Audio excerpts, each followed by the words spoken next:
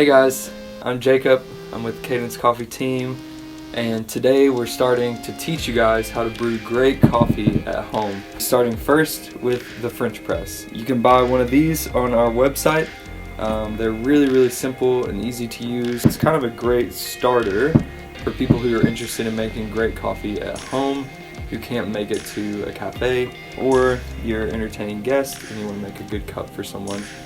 French press is an easy way to get started in how to do that. So you're going to need a French press, some quality beans. We're going to be using our one of our blends at Cadence Coffee. You're also going to need your favorite mug. You can buy this on our website as well. It's handcrafted. You're also going to need some sort of grinder and a scale. If you don't have a scale, you can use one of our handcrafted coffee scoops.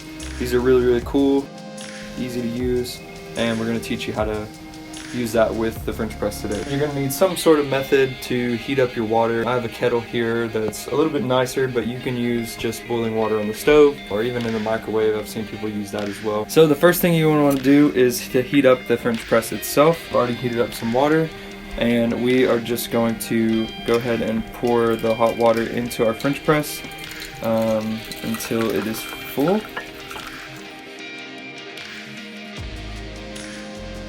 So what that's going to do is it's just going to heat up the glass so that when we actually start brewing the coffee, it is going to be nice and ready to store hot coffee for a long period of time. We're just going to leave that there while we prepare the rest. So next we're going to measure out and grind our coffee. We're using Cadence blend here. We're going to measure out 55 grams of coffee. If you have a scale, you can do that on your scale. If not, you can use our handcrafted coffee scoop. For this recipe, we're going to use about 10 to 11 scoops of coffee. I'm just going to go ahead and use our scale because it's going to be a little bit quicker. Then we'll grind it up.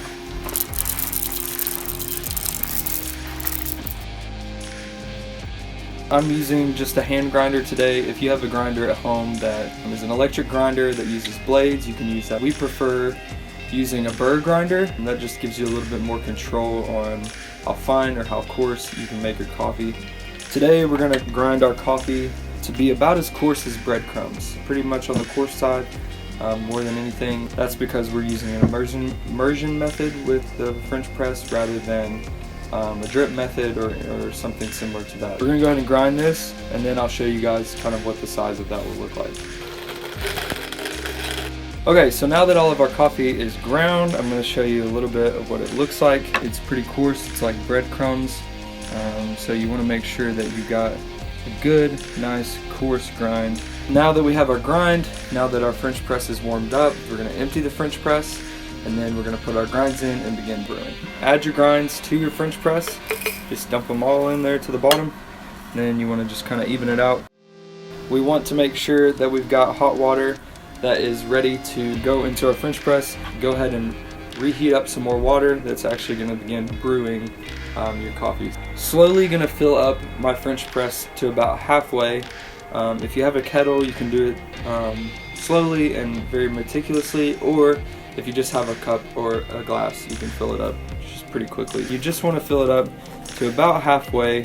What this is going to do is just going to provide some of those gases that are in the beans from the roasting process to be pulled off of the beans. That's what we like to call the bloom or the crust, almost halfway right to the sticker. Then you're going to let it bloom for probably 15 to 20 seconds, and then you're going to want to stir. Just stir gently, break that crust, break the bloom, let those gases kind of go off. Once you've done that, you can set that off to the side, and then you can fill it the rest of the way with water. And we just want to go right about up to this silver band here. Now that we've filled up our French press, you want to go ahead and take your knife again and just give it a little stir. Place the plunger right on top.